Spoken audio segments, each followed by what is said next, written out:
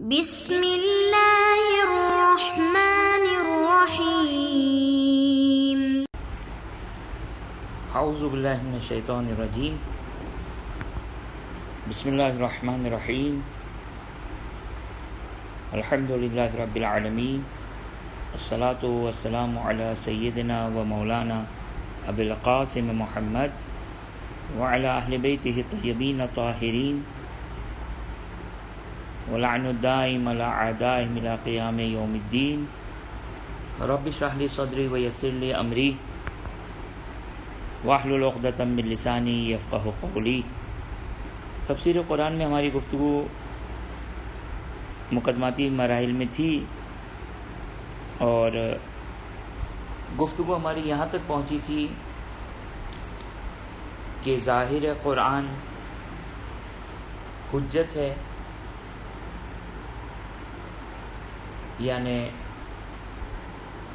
جو قرآن کے الفاظ سے جو بات سمجھ میں آ رہی ہو اس کو ظاہر قرآن کہتے ہیں۔ اس سلسلے میں چند رکاوٹیں بیان ہوئی، ان سب کا جواب دیا۔ بات ہماری یہاں تک پہنچی کہ قرآن میں سورہ آل عمران کی آیت نمبر 7، اعوذ باللہ من الشیطان الرجیم، بسم اللہ الرحمن الرحیم، هو الذی انزل علیک الکتاب آیات محکمات ہن ام الکتاب۔ سورہ آل عمران کی آیت نمبر 7 ہے، اعوذ باللہ من الشیطان الرجیم، بسم اللہ الرحمن الرحیم، هو الذی انزل علیک الکتاب، هو الذی انزل علیک الکتاب منہ آیات محکمات ہن ام الکتاب واخر متشابہات فاما الذین فی قلوبہم زیغ فیتبعون ما تشابہ منہ ابتغاء الفتنہ وابتغاء تاویلہ وما يعلم تاویلہ الا اللہ والراسخون فی العلم یقولون آمنا بہ کل من عند ربنا وما یذکر الا اولو الالباب۔ خوب، ظہور قرآن پر عمل کرنے کے سلسلے میں ایک اعتراض یہ ہوتا ہے کہ ہم قرآن کے ظہور پر کیسے عمل کر سکتے ہیں، جبکہ یہ آیت سورہ آل عمران کی 7ویں آیت کیا بیان کرتی ہے؟ بیان کرتی ہے کہ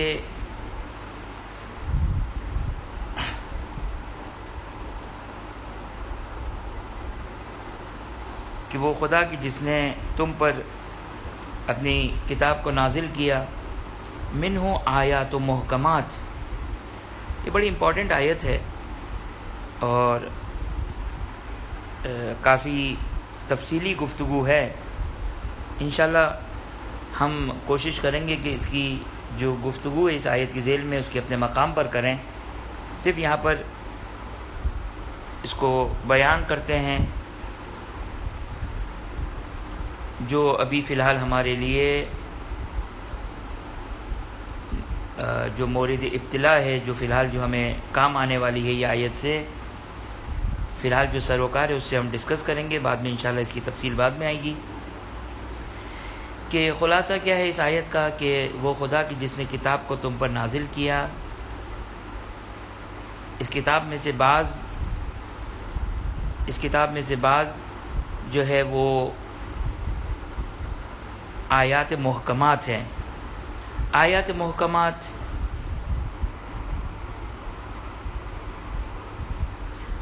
محکمات یعنی وہ آیت کہ جو انشاءاللہ اس کے اوپر ہم بات کریں گے کہ آیات یہ محکمات کیا ہے، لیکن ان میں سے بعض آیات محکمات ہیں کہ ہن ام الکتاب، کہ جو کتاب کی اساس ہے، وہ اخر متشابہات فاما الذین فی قلوبہم زیغ، پس جن کے دلوں میں کجی ہے، فیتبعون ما تشاء منہ ابتغاء الفتنہ و ابتغاء تاویلہ، جن کے دلوں میں کجی ہے وہ اس آیات متشابہ پر عمل کرتے ہیں فتنے کی غرض سے اور تعویل کی غرض سے، جبکہ وما یعلم تاویلہ الا اللہ وراسخون فی العلم، جبکہ اس کا علم اللہ اور راسخون فی العلم کے علاوہ کوئی بھی نہیں جانتا۔ کہ وہ راسخون فی العلم کہ یقولون آمنا بہ، جو کہتے ہیں کہ ہم اس پر ایمان لاتے ہیں، کل من عند ربنا، سب کچھ اللہ کی، سب کچھ ہمارے رب کی جانب سے ہیں، وما یذکر الا اولو الالباب۔ خوب توجہ کریں کہ اعتراض یہ ہوتا ہے کہ بھائی اس میں تو آیات متشابہ بھی ہے، تو ہم کیسے قرآن کے ظاہر پر عمل کر سکتے ہیں؟ تو جواب دیتے ہیں کہ سب سے پہلے جواب سے پہلے ان دو چیزوں کے درمیان ہم فرق دیکھ لیں کہ کیا ان دونوں لفظوں کے درمیان فرق ہے۔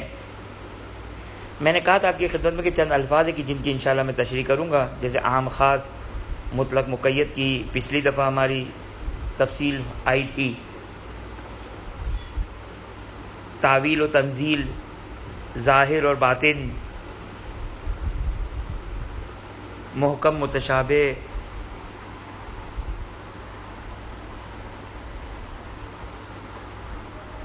یہ چند الفاظ ہیں کہ جس کی انشاءاللہ وقتاً فوقتاً اس کی تشریح اور وضاحت آئے گی۔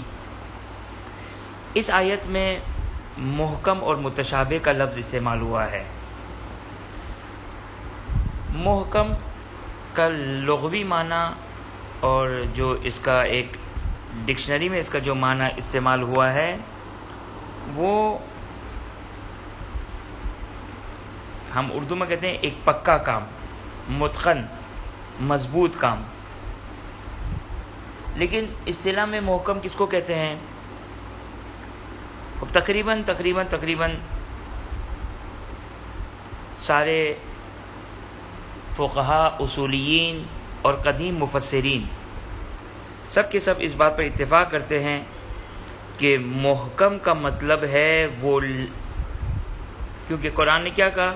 منہ آیات و محکمات کے ہن ام الکتاب وہ اخر متشابہات، تو دو میں ڈیوائڈ کیا ہے کہ آیات محکمات ہیں اور دوسری آیات متشابہات ہیں۔ تو آیات محکم کس کو کہتے ہیں؟ آیت محکم کو یعنی وہ آیتیں کہ جن آیت کے الفاظ سے معنی ظاہر ہے، کوئی دو رائے نہیں ہے، دو رائے نہیں ہے اس میں،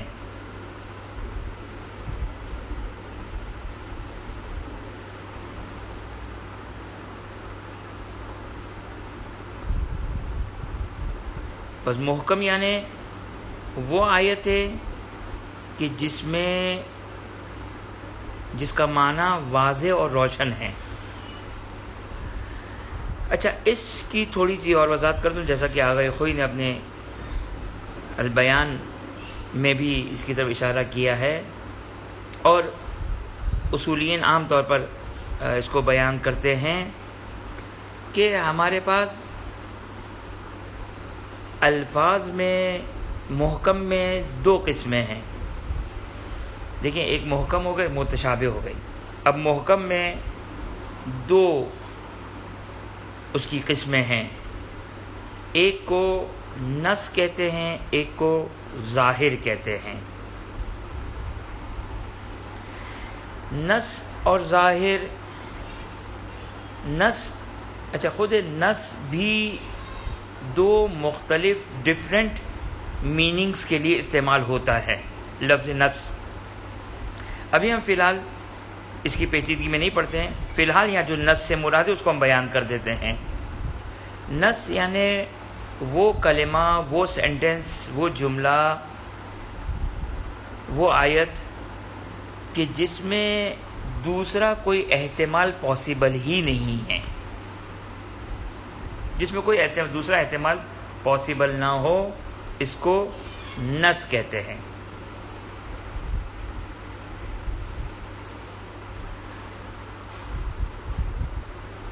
ظاہر یعنی وہ جملہ، وہ سینٹنس، وہ آیت کہ جس میں بظاہر یہ معنی ہے، لیکن پاسبل ہے کہ دوسرا معنی بھی اس میں لیا جا سکتا ہے، لیکن اگر کوئی دلیل، کوئی شاہد، کوئی قرینہ، کوئی سپورٹ میں اگر کوئی نہیں ہے تو اس معنی کو نہیں لیا جائے گا، بلکہ ظاہری معنی کو لیا جائے گا۔ اب عام طور پر جو فقہا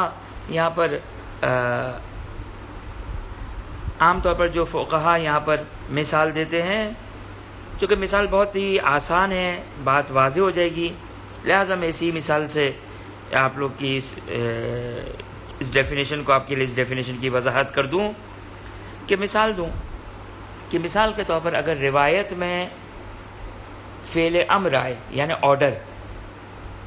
آرڈر کا فعل امر آئے، تو اس فعل امر کے لیے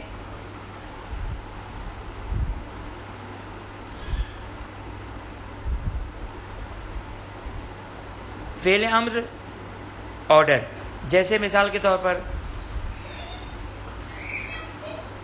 قرآن میں یا روایت میں آئے فَاغْسِلُوا، جیسے قرآن میں ہے فَاغْسِلُوا وُجُوهَكُمْ وَأَيْدِيَكُمْ إِلَى الْمَرَافِقِ، یہ آرڈر، یہ فعل امر ہے، آرڈر ہے، یعنی یہ کام کرو۔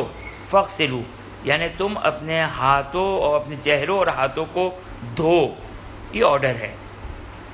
یہ آرڈر ظہور اس چیز میں رکھتا ہے، ظہور یعنی 70-80%، ظہور اس چیز میں رکھتا ہے کہ واجب ہے، یعنی تمہارے لیے یہ چہرہ اور ہاتھوں کو دھونا، اذا قمتم للصلاۃ، جب نماز کے لیے قائم ہو تو اس وقت تم اپنے چہروں کو دھو، یعنی واجب ہے کہ چہرے کو دھو، یعنی وضو کرو۔ تو فَاغْسِلُوا آرڈر ہے اور ظہور رکھتا ہے وجوب میں، واجب میں۔ اگر کوئی قرینہ نہ ہو تو اس کو ہم واجب ہی پر اس کو لیں گے، لیکن اگر مثال کے طور پر ممکن ہے، جیسے مثال کے طور پر ہمارے پاس ایک روایت ہے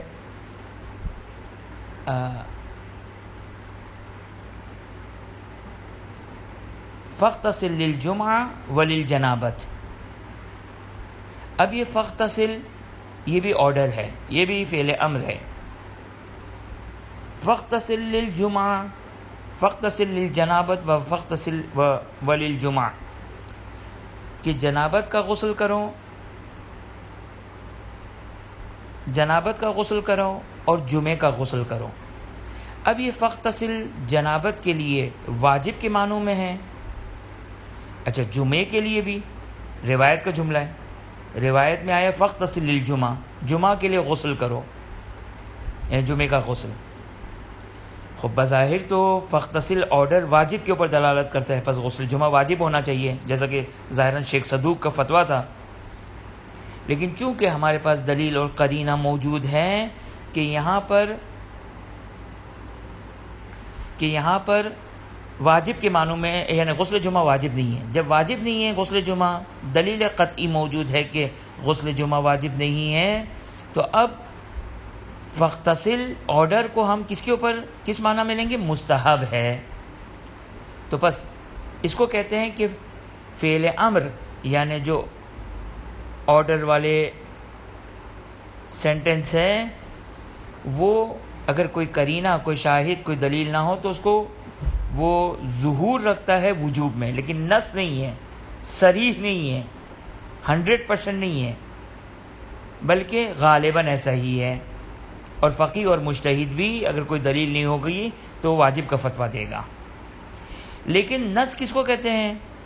نص کہتے ہیں صریح، واضح، 100%، کوئی دوسرا احتمال ہے ہی نہیں، اگر دوسرا احتمال لیا جائے تو غلط ہے، غلط ہے بالکل۔ جس کی مثال کیا ہے؟ جس کی مثال کے طور پر امام علیہ السلام کہے یجب علیک الغسل، تم پر غسل واجب ہے، اب واجب کو مستحب کے معنوں میں نہیں لیا جا سکتا ہے. تو یہ یجب علیک الغسل، تم پر غسل واجب ہے، تو یہاں پر یہ نص ہے کہ واجب کے معنوں میں، یہاں پہ کوئی چانس نہیں ہے، احتمال نہیں ہے کہ یہاں پر مستحب کے معنوں میں ہو سکے. بس نص اور ظاہر بات واضح ہو گئی. آیات محکمات نص کو بھی شامل ہے اور ظاہر کو بھی شامل ہے، آیات محکمات. اور اس کے مقابلے میں جو دوسری قسم کی آیت جس کو قرآن کی سورہ آل عمران کی آیت نمبر 7 جس کو یہ بیان کر رہی ہے، وہ کون سی آیت ہیں؟ وہ آیت متشابہ ہے. وہ آیت متشابہ. آیت متشابہ کس کو کہتے ہیں؟ آیت متشابہ اس کو کہتے ہیں کہ جس کے لفظ سے اس کا میننگ، اس کا معنی سمجھ میں نہ آئے. ایک ہی سینٹنس میں دو مختلف معنی سمجھے جا سکتے ہیں، جس کو ہم کہتے ہیں ذو معنی جملہ. ذو معنی جملہ بعض اوقات اس میں بھی ایک ذو معنی میں ایک ظاہر ہوتا ہے، ایک چھپا ہوا ہوتا ہے. لیکن اگر بالکل 50-50 ہو، بالکل 50-50 ہو، یعنی یہ والا معنی بھی لیا جا سکتا ہے اور یہ والا معنی بھی لیا جا سکتا ہے، تو اس کو کہتے ہیں متشابہ. اس کو کیا کہتے ہیں؟ اس کو کہتے ہیں متشابہ. خوب، اب یہاں پر آیات محکم ہیں کہ ہن ام الکتاب، جو کہ قرآن جو کتاب کی اساس ہے. انشاءاللہ اس پر ہم بعد میں گفتگو کریں گے کہ کتاب کی قرآن کی اساس ہے، اس سے کیا مطلب ہو سکتا ہے. وہ اخر متشابہات، اور دوسری جو آیات ہے وہ متشابہات ہے، یعنی جس کی میننگ واضح نہیں ہے،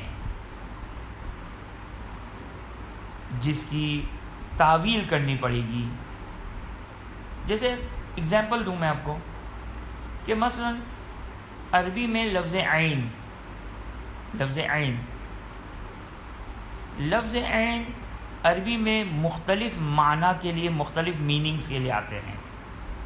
اب اگر مثال کے طور پر کوئی کہے کہ رأیت العین، میں نے عین کو دیکھا.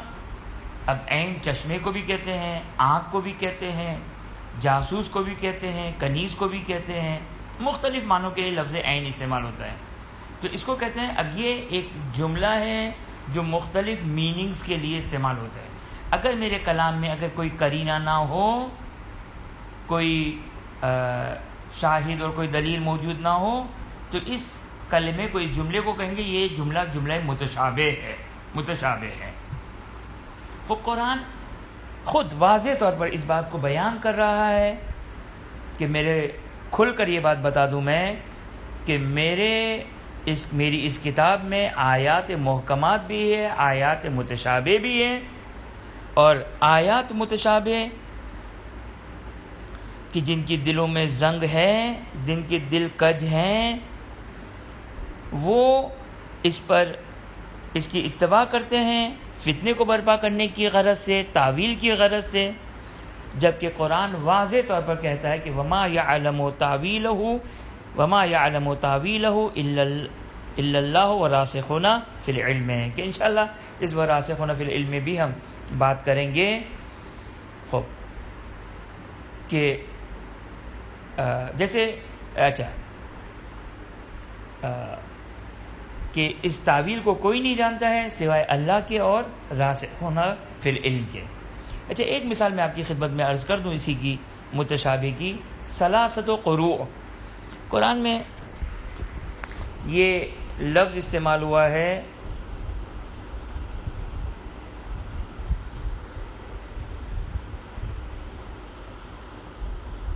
سورہ بقرہ کی آیت نمبر 228. سورہ بقرہ کی آیت نمبر 228، والمطلقات یتربصن بانفسہن ثلاثۃ قروء. یہ قروء یا متشابہ ہے، چونکہ قروء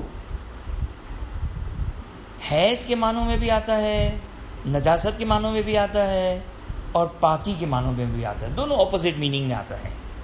تو اب یہ نہیں پتا کہ آیا یہ جو طلاق شدہ عورت کو عدہ رکھنا ہے، یہ قرآن 3 پاکی کی طرف اشارہ کر رہا ہے یا 3 حیض اور 3 نجاستوں کی طرف اشارہ کر رہا ہے۔ یہ آیت متشابہ ہے۔ اب اس کو لا یعلم تاویلہ الا اللہ، اب روایات آ کر قروء کی آگے تفسیر بیان کرے گی۔ یہ حتیٰ فتیمموا، یہ آیت نمبر ہے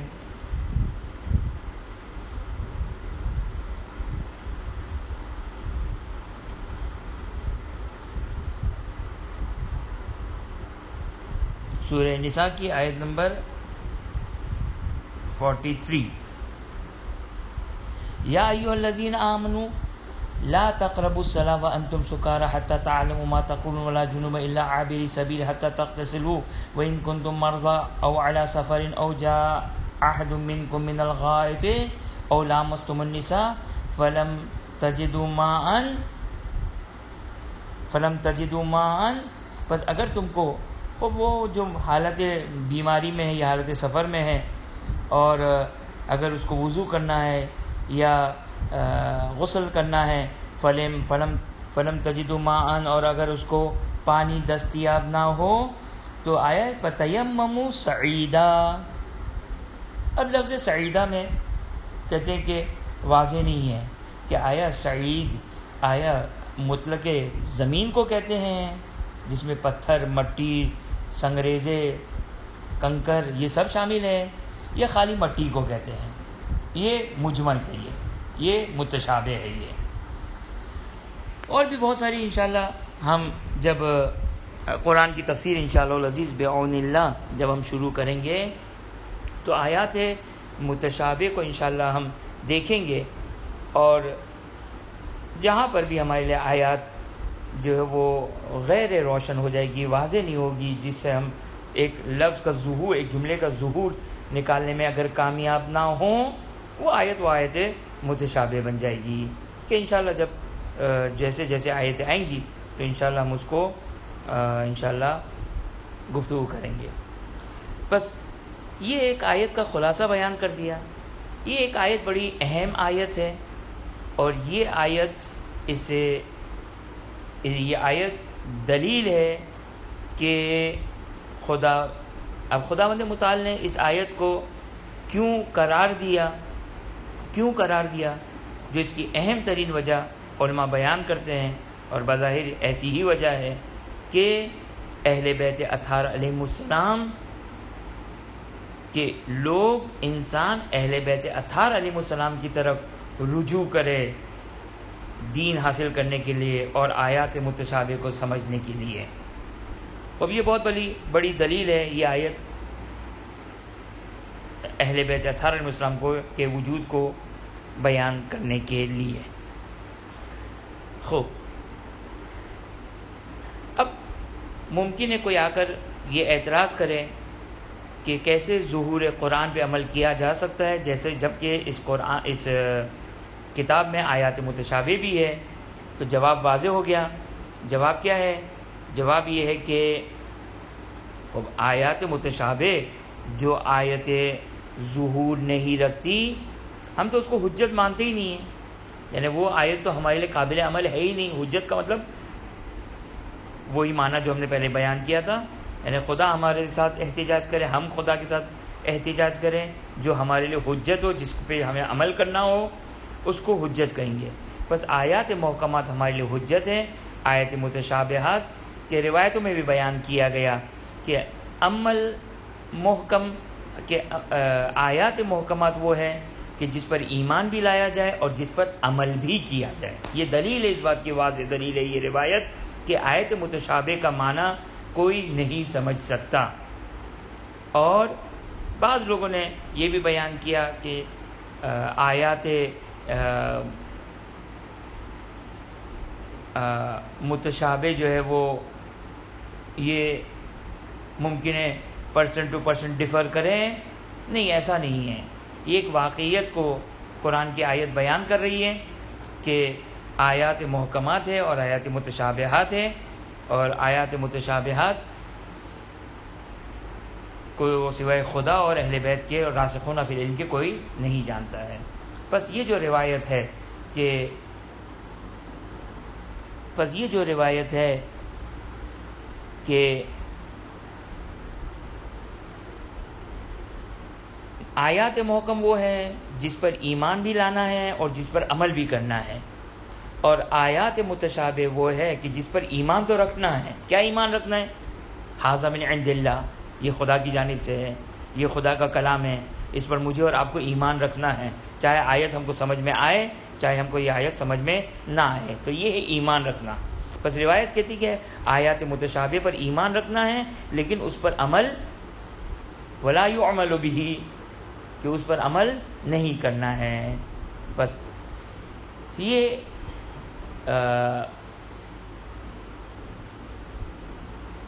اعتراض بھی ہو گیا اور جواب بھی واضح ہو گیا کہ ظاہر قرآن حجت ہے آیات محکمات کی نسبت، آیات متشابہ کا کوئی ظہور ہی نہیں ہے، ہم معنی ہی نہیں سمجھ سکتے ہیں، لہٰذا وہ ہمارے لیے حجت نہیں ہے۔ اب یہاں تک یہ بات مکمل ہوئی۔ اب آپ کی خدمت میں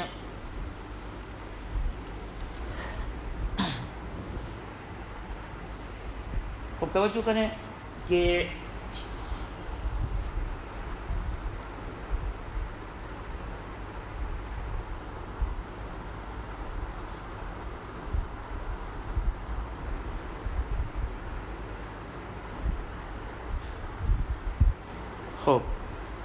دیکھیے یہاں پر چند الفاظ ہے کہ جس کی طرف میں نے اشارہ کیا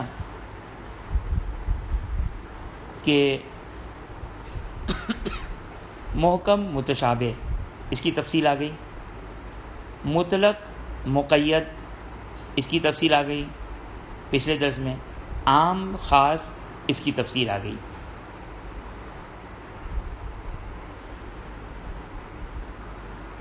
اب مزید کچھ اور الفاظ باقی ہے، اس کی تفصیل انشاءاللہ اپنے مقام پر آئے گی، جیسے ظاہر اور باطن، تعویل اور تنزیل، تنزیل اور تعویل،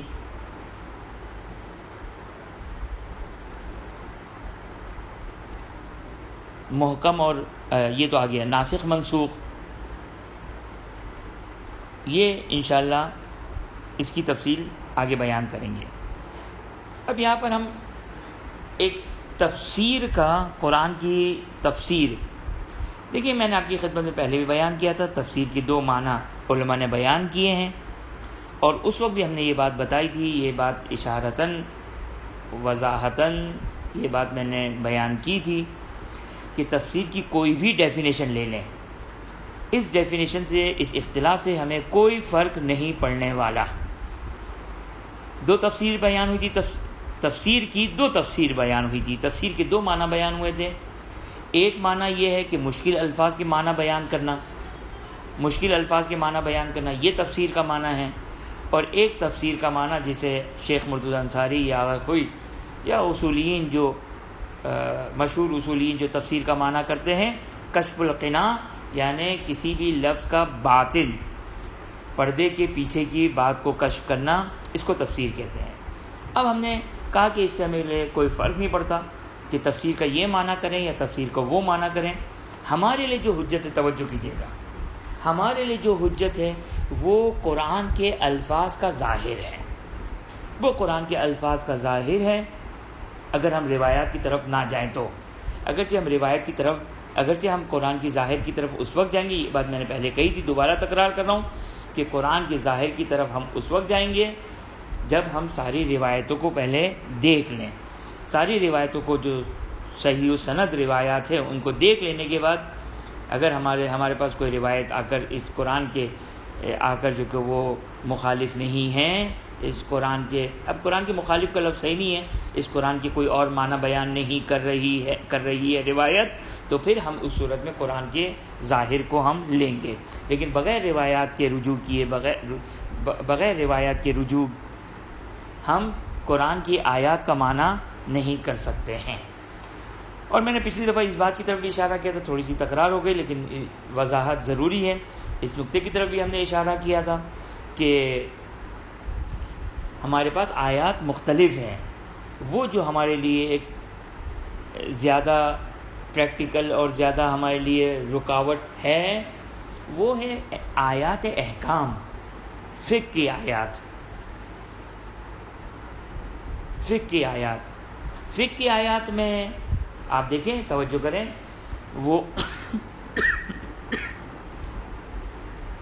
وہ جو ابو حنیفہ یا ابن قتادہ کے 5ویں اور 6ٹھے امام نے جب ان سے مناظرہ کیا، یعنی امام نے ان سے بحث کی کہ تم کیسے فتویٰ دیتے ہو. فتویٰ، وہ دونوں فقیہ تھے اپنے زمانے کے، وہ فتویٰ دیتے تھے. فتویٰ اور فقیہ یعنی در حقیقت وہ احکام سے ریلیٹڈ ہے، یعنی واجب، حرام، مستحب، مکروہ، مباح، فروع دین سے ریلیٹ ہے. وَإِلَّا آپ کی خدمت میں عرض کیا کہ اخلاقیات میں اکثر ایسی آیات ہیں کہ جو بالکل واضح ہے، مطلب یعنی اصل مطلب واضح ہے، اس کے سپورٹ میں، اس کی وضاحت کے لیے، اس کی شرح میں، اس کی تشریح میں آیت مزید نکات کی طرف اشارہ کرتی ہے. ڈائریکٹلی ہمارے عمل سے جو کوئی تعلق نہیں رکھتی ہے. یا مثال کے طور پر اعتقادات سے متعلق جو آیات ہیں وہ بھی بالکل واضح اور روشن کی طرح واضح ہے، اس میں بھی کوئی پرابلم عام طور پر ایجاد نہیں ہوتی. وہ جو عام طور پر پرابلم آتی ہے وہ قرآن کی ان آیات میں آئے گی جو ہمارے اعمال سے ریلیٹ ہے، ہمارے اعمال سے تعلق رکھتی ہے. مثال کے طور پر فاغسلوا وجوہکم وایدیکم الی المرافق، کہ چہروں کو دو، ہاتھوں کو دھو اور کونیوں کے ساتھ یا کونیوں تک اپنے چہروں کو دھو اور اپنے ہاتھوں کو دھو کونیوں تک یا کونیوں کے ساتھ. یہ ہمارے افق سے تعلق ہے، یہ صحیح نا. اور یہاں پر جو ہم روایات دیکھیں گے. اما جو اعتقاد کی جو آیات ہیں، اور اعتقاد کی آیات میں البتہ یہ بھی ضروری کہ اعتقاد کی آیات میں بھی ہمیں یقینی طور پر جو وہ روایات کی طرف رجوع کرنا ہے. اب اس کی طرف ہم اشارہ کریں گے. مثال کے طور پر جیسے آئے تطہیر ہے کہ انما یرید اللہ لیذھب عنکم الرجس اہل البیت ویطہرکم تطہیرا. خوب یہاں پر جو اہل البیت آیا ہے، خوب یہ اہل بیت سے مراد کون ہے؟ خوب یہ اس کا ظاہر کیا ہے اور اس کی تفسیر کیا ہے؟ تو یہ بہرحال اس کو ہمیں روایات کی طرف رجوع کرنا ہوگا. بس یہ بات واضح ہو گئی کہ تفسیر کا ہم کوئی بھی معنی لیں، لیکن اگر یہ بات واضح رہے، یہ بات یاد رہے کہ قرآن کی آیات کا ظاہر ہمارے لیے حجت ہے. روایات کو دیکھنے کے بعد، روایات کو چیک کرنے کے بعد آیات کی جو قرآن کی آیات کا جو ظاہر ہے، ظاہر کس کو کہتے ہیں؟ ابھی میں نے اس کی وضاحت بیان کی. آیات متشابہ کے اگینسٹ میں، آیت متشابہ کے مقابلے میں. خوب جو اس آیت کا ظاہر ہے، اس آیت کے ظاہر کو اگر ہمارے لیے کوئی رکاوٹ اور معنی نہیں ہے تو یہ قرآن کی آیات کے ظاہر کو ہم عکس کریں گے اور لے لیں گے. اب 3 طریقے سے اس کی تفسیر کی جا سکتی ہے قرآن کی آیات کی. سب سے پہلے روایات، کہ یہی آیت تطہیر، کہ اعوذ باللہ من الشیطان الرجیم، بسم اللہ الرحمن الرحیم، انما یرید اللہ لیذھب عنکم الرجس اہل البیت ویطہرکم تطہیرا. اب اہل البیت کو اگر ہم ظاہری معنی میں دیکھیں تو اہل بیت میں کون شامل ہے؟ مثال کے طور پر جب کہا جائے کہ آپ کے گھر والے، آپ کے اہل خانہ، اہل بیت کا فارسی ترجمہ کیا ہوگا یا اردو ترجمہ اہل خانہ. اب سوال، کیا اہل خانہ میں ازواج شامل نہیں ہیں؟ بظاہر شامل ہیں، ظہور کہتا ہے کہ شامل ہیں، لیکن ہمارے پاس روایات صحیحہ متواترہ سنی شیعہ کتابوں میں اس اہل البیت کی جو تفسیر آئی، اس سے مراد ختمی مرتبہ صلی اللہ علیہ وآلہ وسلم، امیر المومنین سلام اللہ علیہ، جناب زہرا سلام اللہ علیہ، امام حسن علیہ السلام اور امام حسین علیہ الصلوۃ والسلام. یعنی ڈائریکٹلی قرآن کی جو آیت ہے وہ ان کے اوپر نازل ہوئی. اب ممکن ہے یہاں پر میں فقط اشارتاً بات کر دوں، کیونکہ ابھی تک تشریح کی آئی نہیں ہے، لیکن اس کی تشریح آگے جا کے آئے گی. لیکن اگر کسی کے ذہن میں رہے تو وہ اس وقت اس کو امپلیمنٹ کر لیں کہ یہ تنزیل ہے، یعنی ان 5 ہستیوں کے اوپر قرآن کی آیت تطہیر کا آنا تنزیل ہے، اور باقی آئمہ کے لیے قرآن کی یہ آیت تعویل بن جائے گی. اور ابھی تک تعویل کا معنی آیا نہیں ہے، لیکن میں نے ابھی اشارتاً آپ کی خدمت میں بیان کر دیا کہ یہ باقی آئمہ کی نسبت، یعنی چوتھے امام سے لے کر امام زمانہ عجل اللہ تعالیٰ فرجہ شریف تک یہ آیت تنزیل کا کام تعویل کا کام کرے گی. کہ انشاءاللہ تعویل میں ایک بڑی تفصیلی بحث ہے کہ تعویل کا کیا معنی کریں گے، لیکن اشارتاً آپ کی خدمت میں بس بیان کر دیا کہ بالنسبت پنجتن پاک یہ آیت تنزیل ہے اور باقی کی نسبت یہ آیت تعویل کا کام کرتی ہے. خوب، پس آپ نے دیکھا کہ تفسیر قرآن کے لیے سب سے پہلا جو ہمارے پاس ذریعہ ہے وہ ہے روایات اہل بیت اطہار علیہم السلام. صحیح نا؟ اسی طریقے سے جیسے آیہ مباہلہ ابنانا و ابناکم و نساءنا و نساءکم و انفسنا و انفسکم. خوب یہ آیہ مباہلہ خوب ظاہر یہ ہے کہ تم اپنے مردوں کو لے کر، ہم اپنے مردوں کو لے کر آئے. خوب توجہ کریں، رسول خدا صلی اللہ علیہ وآلہ وسلم جب ایک بعنوان مسلمانوں کا رسول بن کر عیسائیوں کے ساتھ جب مباہلہ کر رہا ہے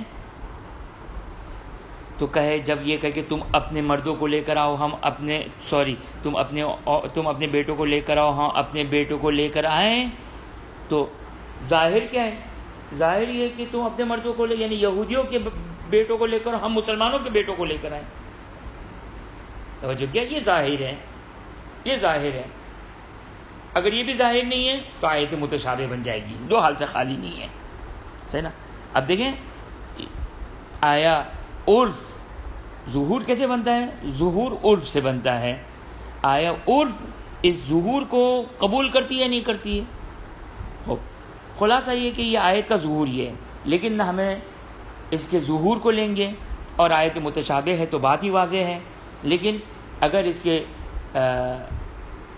ظہور کو اگر ہم لیں تو ہمارے پاس روایات سنی شیعہ تفاسیر میں تواتر کے ساتھ یہ بات ثابت ہے کہ ابناءنا سے مراد امام حسن امام حسین علیہ السلام ہے، نساءنا سے مراد شہزادی کونین جناب فاطمہ الزہرا سلام اللہ علیہا مراد ہے، اور انفسنا سے مراد امیر المومنین سلام اللہ علیہ کی ذات ہے. اور یہ روایات آ کر تفسیر بیان کرتی ہے. بس اہل البیت میں تو کوئی شک نہیں ہے کہ اہل البیت کا ظاہر میں ازواج شامل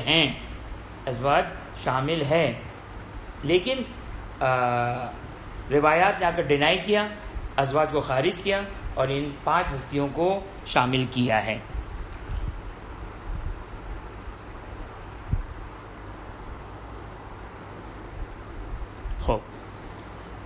یہ پہلا طریقہ ہو گیا. دوسرا طریقہ کیا ہے؟ دوسرا طریقہ ہے کہ ہم ممکن ہے ایک ظاہر آیت کو اگر لیتے ہیں تو وہ ممکن ہے مشکل کریٹ کر دے. جیسے وجوہ یومئذ ناظرہ الی ربہا ناظرہ، کہ وہ چہرے جو قیامت کے دن خوشحال ہوں گے، حشاش بشاش ہوں گے، اپنے رب کی طرف دیکھنے والے ہوں گے. کیسے اپنے رب کی طرف دیکھیں گے؟ دیکھنا رویت جس کو کہتے ہیں، دیکھنا یہ ڈیپینڈ کرتا ہے اس چیز کو دیکھا جائے جو جسم دار ہو، جو جسم ہو. خدا جسم نہیں رکھتا ہے. عقلی لحاظ سے یہ پروفڈ ہے کہ خدا جسم نہیں رکھتا، کیونکہ اگر جسم رکھتا تو خدا محتاج ہو جاتا، اور خدا محتاج نہیں ہے. بس لہٰذا جو ہے وہ یہ دلیل عقلی کی وجہ سے ہم کہیں گے کہ یہاں پر آیت کو ہم تعویل کریں گے، ہم اس آیت کا معنی کریں گے کہ یہاں پر جو ہے وہ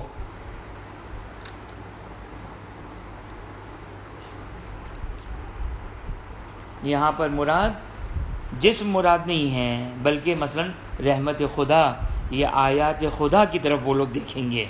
وہ مومنین جو قیامت کے دن آئیں گے، جو حشاش بشاش ہوں گے، وہ اللہ کی آیات کی طرف نگاہ کریں گے یا اللہ کی رحمت کی طرف نگاہ کریں گے. اور بھی اس اعتبار سے یہ آیت متشابہ بھی ہو گئی. توجہ کیا آپ نے؟ آیا آیات خدا کی طرف نگاہ کریں گے یا اللہ کی رحمت کی طرف نگاہ کریں گے، وہ بھی آیت بظاہر جو آیت متشابہ بن گئی، اور ایسا کوئی فرق بھی نہیں پڑنا ہے، کیونکہ قیامت کے بارے میں ایک پیشن گوئی اور ایک حالت بیان کی جا رہی ہے مومن کی، اس کا ہمارے عمل سے کوئی تعلق نہیں ہے، اور قبر میں ہم سے نہیں سوال کیا جائے گا، قبر میں ہم سے سوال نہیں کیا جائے گا کہ وہ آیت، جس آیت میں آیا کہ الی ربھا ناظرہ، کہ اپنے رب کی طرف وہ دیکھیں گے، تو وہاں پر رب سے کیا مراد ہے؟ آیا آیت مراد ہے، رحمت مراد ہے، یا کوئی اور مراد ہے؟ تو یہ ہمارے لیے جو وہ کوئی مذائقہ نہیں ہے۔ اب اگر روایات، میں نے اس ذیل میں روایت نہیں لکھی ہے، اگر اس ذیل میں کوئی روایت آئی ہے تو آمنا و سلمنا، اور اگر روایت نہیں ہے تو ہم خالی اس پر ایمان رکھیں گے۔ بس دوسرا جو ہے وہ طریقہ تفسیر کا یہ ہوا۔ تیسرا طریقہ کیا ہے؟ خود قرآن سے آیت کو سمجھنا۔ توجہ کریں، یہ ایک بحث کی جاتی ہے، ایک بحث ہے۔ بعض علماء یہ کہتے ہیں کہ قرآن، حدیث بھی ہے کہ قرآن بعض کی تفسیر کرتی ہے، ظاہر نہج البلاغہ کا جملہ ہے اگر میں اشتباہ نہ کروں، لیکن اس کے مقابلے میں ایک اور روایت ہے کہ مفہوم روایت یہ کہ من ضرب القرآن بعضہ بعضا فقد کفر، کہ یہ روایت ظاہراً صحیح سند روایت ہے کہ جو قرآن کی بعض آیت سے بعض آیت کی تفسیر کریں تو اس نے کفر کیا، اور اس کا مطلب یہ بیان کیا گیا کہ ایک آیت سے دوسری آیت کو ملا کر نتیجہ نکالیں۔ میں نے پہلے بھی آپ کی خدمت میں ایک بات عرض کی، ہمارے لیے ظہور حجت ہے، اس ظہور کی رسی کو تھام لیں، یہ ظہور کی رسی کو تھام لیں، یہی ہمارے لیے حجت ہے۔ اگر روایات، آیات، دوسری روایات، آیات، قرآن، عقلی دلیل، اگر کوئی آ کر کسی آیت کے میننگ بیان کر دیں تو آمنا و سلمنا، ورنہ ہم اس کو پلٹا دیں گے اللہ اور راسخون فی العلم کی طرف۔ قیامت کے دن آیات جو محکم نہیں ہوں گی، جو ظہور نہیں رکھیں گی، وہ قیامت میں اس کے بارے میں ہم سے نہیں پوچھا جائے گا کہ کیوں اس کے مطابق تم نے عمل نہیں کیا۔ تیسرا جو طریقہ ہے، تیسرا طریقہ خود قرآن کی آیات۔ ابھی آپ کہیں مولانا ابھی آپ نے منع کیا کہ قرآن کی آیات کی تفسیر نہیں کرتی ہے۔ ہاں دیکھیں، یہ آیت میں آپ کی خدمت میں پڑھتا ہوں۔ اگر یہ واقعہ نہ بھی ہوتا تو بھی ہمارے لیے قرآن کی آیات حجت تھی۔ کیوں؟ واقعہ کیا ہے؟ واقعہ ہے کہ خلیفہ دوم کا دربار تھا، ایک عورت کو لایا گیا جس کو 6 مہینے میں ولادت ہو گئی، اور 6 مہینے میں ولادت ہو گئی، یعنی 6 مہینے شادی کو ہوئے تھے کہ ولادت ہو گئی۔ اس کے اوپر حج جاری کرنے کا حکم آ گیا، امیر المومنین سلام اللہ علیہ کو بلایا گیا۔ امیر المومنین نے قرآن کی 2 آیات سے استفادہ کیا۔ اعوذ باللہ من الشیطان الرجیم، بسم اللہ الرحمن الرحیم، حملہ وفصالہ 30 شہرا۔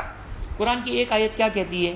قرآن کی ایک آیت کہتی ہے کہ بچے کے ماں کے پیٹ میں ہونے کی مقدار اور بچے کی ماں کا بچے کو دودھ پلانے کی مقدار 30 مہینے بنتے ہیں، 30 منتھس، 30 مہینے۔ 30 مہینے کتنے سال اور کتنے مہینے ہو گئے؟ یعنی 2 سال اور 6 مہینے ہو گئے، صحیح ہے، 2 سال اور 6 مہینے۔ خوب یہ تو ہو گئی ٹوٹل جامع مقدار، بچے کو اٹھانے کی مقدار، بچے کا پیٹ میں ہونے کی مقدار اور دودھ پلانے کی مقدار۔ ایک اور قرآن کی آیت بیان کرتی ہے، والوالدات تو یرضعن اولادہن حولین کاملین، کہ جو مائیں ہیں وہ اپنی اولاد کو مکمل 2 سال دودھ پلائیں گی۔ بس دودھ پلانے کی مقدار کتنی ہو گئی؟ 2 سال، 24 مہینے نکل گئے۔ اب حمل کی کم از کم مقدار کتنی ہو گئی؟ 6 مہینے۔ امیر المومنین سلام اللہ علیہ نے قرآن کی ان 2 آیتوں سے یہ ثابت کیا کہ ایک انسان، ایک بچہ 6 مہینے میں پیدا ہو سکتا ہے، 6 مہینے میں پیدا ہو سکتا ہے۔ اچھا، اگر میں نے کہا نا اگر امیر المومنین سلام اللہ علیہ کی یہ قضاوت نہ بھی ہو تو بھی یہ دونوں قرآن کی آیت ملنے کے بعد یہ ظہور قرآن بن جائے گا، یہ قرآن کی تفسیر کے زمرے میں نہیں جائے گا۔ وہاں پر حتماً تفسیر کا معنی، اب چاہے آپ وہ والی ڈیفینیشن لیں یا وہ والی ڈیفینیشن لیں، یہاں پر تفسیر کا معنی باطن مراد ہے کہ اگر کوئی شخص ایک آیت سے دوسرے آیت میں خلاف ظاہر معنی لیتا ہے تو وہ کفر کرنے والا ہے، اور وہ جو کہ مثال وہ قابل مذمت ہے۔ بس وہ چیز جو ہمارے لیے حجت ہے وہ ہمارے لیے ظہور کی حجیت ہے، وہ ظہور قرآن کا ظہور ہے۔ جیسا کہ میں نے آپ کی خدمت میں بیان کیا کہ چند الفاظ ہیں جن کی وضاحت ضروری ہے۔ ایک ہے ظاہر اور باطن، ظاہر اور باطن، قرآن کا ظاہر اور قرآن کا باطن۔ قرآن کا ظاہر جو ظاہری الفاظ ہوتے ہیں، اور ایک قرآن کا باطن ہے کہ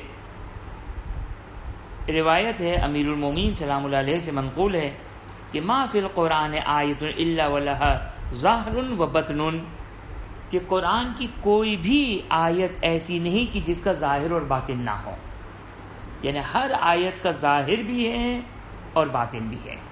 تو ہمارے لیے یہ 2 لفظ واضح ہو گئے، ظاہر اور باطن کے۔ اب یہاں پر ایک گفتگو کا آغاز کرتا ہوں میں، یہ گفتگو تھوڑی سی تفصیلی اور